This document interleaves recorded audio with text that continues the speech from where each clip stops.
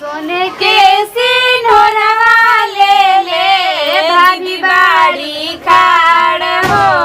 खोला बबुआ बजर के वड़िया मंगिया बहोर हो खोला बबुआ पलकी के वड़िया मंगिया बहोर भी हो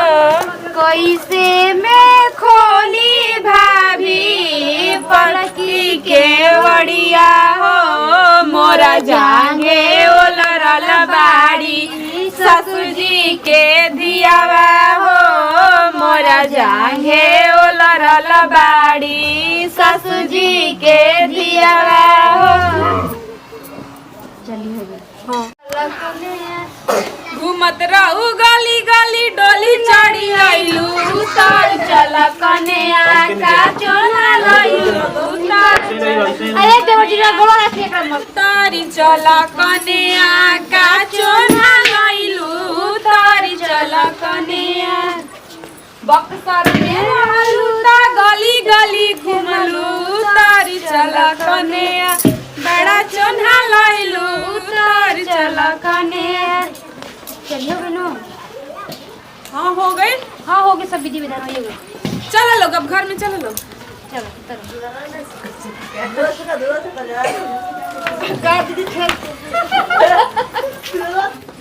मैं ठीक बाड़ू नु खुश बाड़ू नु हां कोई दिक्कत परेशानी नहीं कोन लागत अपन बढ़िया से रहे के बाद सबसे मिलकर रहे के बाद ठीक नु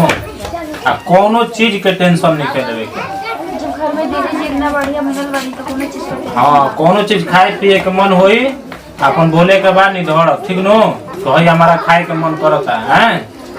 हां टेंशन बिल्कुल नहीं के कोन फोन आवता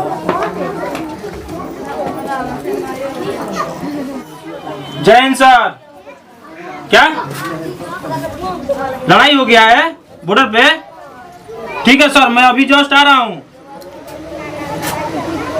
ठीक है सर वजह से बॉर्डर पर से फोन आइल बा अभी वजह लड़ाई एकदम जम के हो रहा बा ठीक नो हमारा अब वहीं जाएगा पड़ी अभी हमनी के शादी भइल अब का करबू मान ली कि जानते बाड़ू कि सरकारी नौकरी कैसन होला अभी सरकारी नौकरी से कोई बियाह कर ले होती हमरा से काहे कहली ये से ज्यादा जरूरी बा वजह ये से कि बॉर्डर पर लड़ाई हो गइल बउए हमारा गोल वजह सब जरूरी बउए आ वो सर के फोन आई रहल ना जी हो मना करी मत जाई तू बढ़िया से रह दिक्कत परेशानी कोन ना होई दिक्कत परेशानी होई बहन के बताइए ठीक नो वो सब सारा के सॉल्व करियन ठीक हम जात नहीं ठीक नो वो कैसे कहता नहीं जी अभी रख के रुकम ना हमें कुछ ना रुकब काहे कि पहले वो बा काम ओकरा बाद तू बाड़ू ठीक नो पहले हम नौकरी बा ओकरा बाद तू बाड़ू ठीक हम जात नहीं हां थोड़ा बात समझो कैसे कि देखा हमारा गोल बहुत जरूरी है हमरो मन नहीं करत कि तारा हम छोड़ के जाए ठीक नो हमरो शौक है कि शादी ब्याह कइले बाइन तो भी 1 महीना 2 महीना तारा से तो रहे लेकिन अब जरूरी बा हमारा गोल बहुत जरूरी बा ठीक नो अब देखो अब रो मत तू खुश रह तू रोबू तो फिर हमारा दिक्कत टेंशन फिकी तोरे ले रही ठीक नो तू खुश रह बहुत जल्दी हम आई ठीक नो कैसे कोई गोल जरूरी बा ठीक नो तू बात सुन पहले तू पहले बात समझ देखो रो मत तारा तो खुश रहे की चाहिए कि मान जी के फौजी के साथ तार शादी भइल बा फौजी के तू मेहरारू हो बताओ जी फौजी के मेहरारू के कोनो सपना ना होला कोनो उम्मीद ना होला अभी तो हम के हम जी भर के देखलाऊ ना माने ठीक बात तू चिंता फिक्र मत कर तू आराम से रह खुशी से रह तू टेंशन हमारा के मत ठीक नो कैसे हम बहुत जल्दी लौट के चलिए ठीक नो तू आराम से बैठ ठीक नो हम दीदी के बोल देता नहीं कि तारा कौन चीज के दिक्कत ना दे ठीक नो हम चलते नहीं आए राजी बाजी आई अच्छा तो हो मंजिलो बढ़िया हमनी के अपन देवर बब्बू के बियाह कर दे जानी अब सुनो ना कोनेरा कितना सुंदर बियाह हमनी वाले सुंदर बियाह ना देहीगर बियाह देहीगर चाहना ओकर ना भगवान कितना निमन बनले बड़ा हम भाभी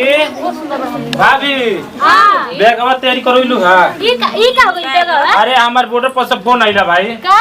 बॉर्डर पर से फोन आइला ई का कहते हैं जी अभी बियाह करते करते बुलाते हो तो कोनिया के बॉर्डर से फोन आता है बॉर्डर पर फोन आइला कि जल्दी तारावे के भाई जा कैसे को लड़ाई चालू बहुए हमारा गोल जरूरी बा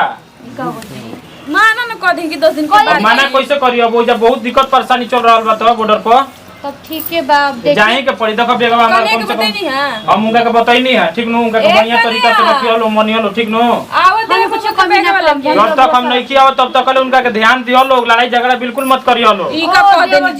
दीदी इनका के तनी उ करे तो तारीफ भी बतियावत रह जाके कैसे हमरो जाए के मन कर देख लो का करबो ठीक है बरोजा हम के संभाल लेंगे सब रखा गेल बने में हां सब रख दिल बड़ो ना सब रख दिल बड़ो नो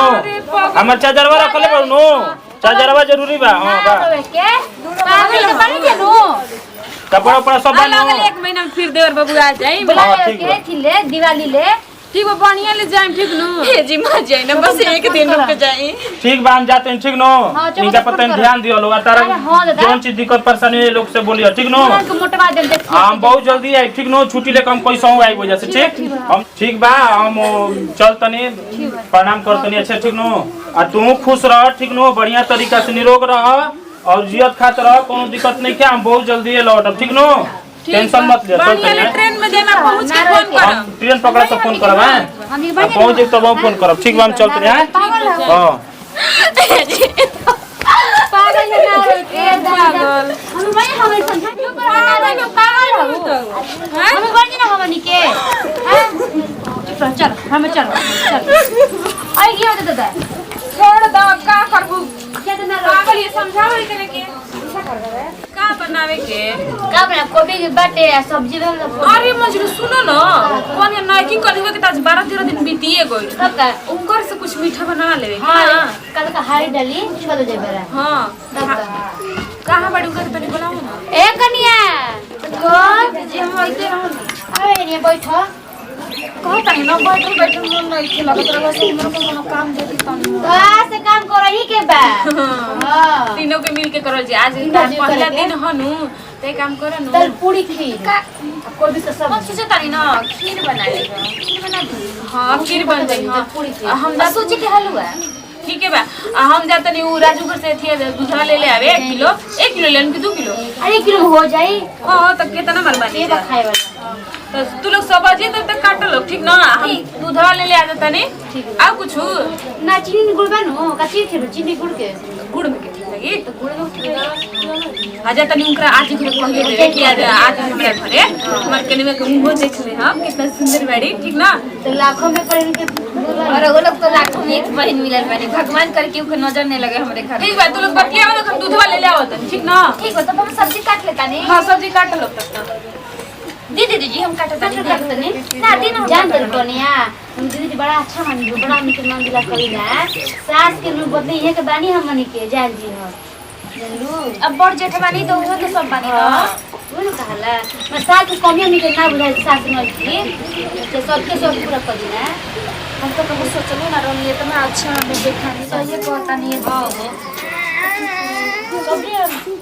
भाजी का बाबा हमें कि एगो दोस्त के फोन आइल ह हां बॉर्डर पर आइलन हो जे शहीद हो गेलन जौन हुआ था रहन शहीद हो गेलन ई तो मैं जोगर के रहलन ये दादा ए दीदी जी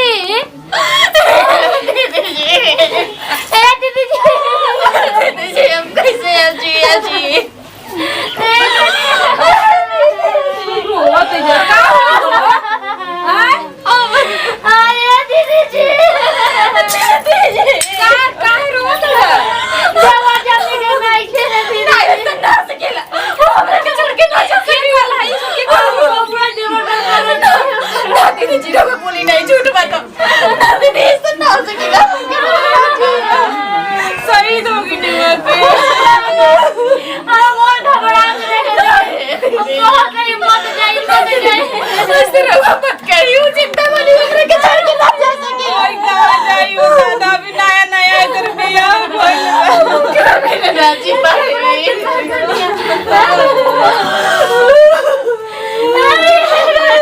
चुप हो जाएगा चुप क्या करोगे तुम हो गए खनिया गुनाह कर मेरे टीचर भगवान इतना बड़ा हमरा के सजा देला तुम बोले जानी खाना तो हो गए हम क्या करने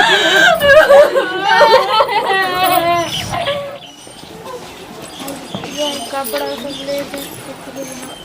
ये दीदी दीदी जी का बात कही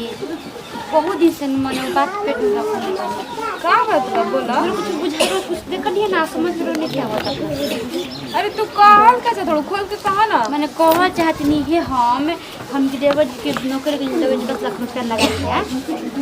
बियाह से ठीक रहन अब बियाह होखत में देवर जी बेचारा माने कि दुनिया से चल गई सोचिए प्रांगत का संग खराब बा कहे के लेकिन कहत नहीं मैंने अपना से हम माने कि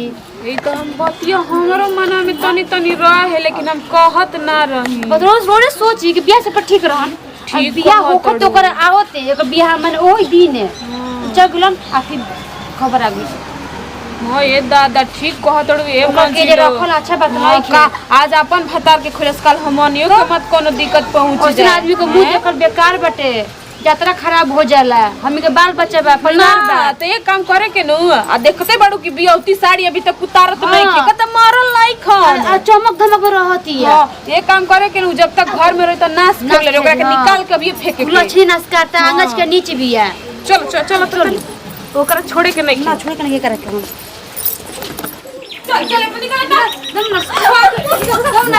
दम नस्का के मेरे घर में दादा ही रही घर में नाच कर दिए चलो नहीं बेटी जी पूरा घर में कुछ नहीं थे बताओ ये तो हमर देर खर्च बा गई बताओ बेटी जी हाय कहना के दिखावे खाती सबक सिंगर होता कहना के दिखावे खाती हो जी वहां के जिंदा बनी मर भी चूड़ी बा भी हमारा तो शौक लागत अनु कि केहू के आते तो लागत अनु भूरकी मुकी झाकत रहलिए एकर फूल थी हटे चक्कर चल लग हे करिया कोने दिखाए जैसे रवा मत अब सिंगा है के ना भी बा के सिंगा आज से अपन भतार के खोले से कल हो मनी पे कोने विपत पर जीतब रे आ रात दिन घर में रोवत रहता इसे हाथ जोड़ता रहुआ के चल गिरी रहुआ तो हमार दुख बुझी परेशानी बुझी और ये घर के बाबा के नस्कंदा भी के तो रख समझ के देखा बुआ के जरूर आई डाल भाई डाल चल निकल ई का कहता है चल निकल बाहर निकल मोड़ चल निकल ये ऐसे सीधा मां से ना जाइयो सीधा मां से ना जाइयो ना हम नहीं के जाएंगे होय देखो हो फूल है बारा बानु जोन चल निकल जल्दी ई करे हां के भूल से दिन काज करा आई हो दादा तो पगला भी नहीं दादा हमने के बीरो छोड़े ओए देख ले अरे छोड़े अरे चल घर जाता चल घर से ना घर में जाता नहीं अपने घर में ओए तो क्या हो और दादा तो देख डर लगा था पगला चल बाहर चल पगला की बिया घरे रखे के ठीक ना ये तो हम रेडी छुट्टी है सुतला में तो चल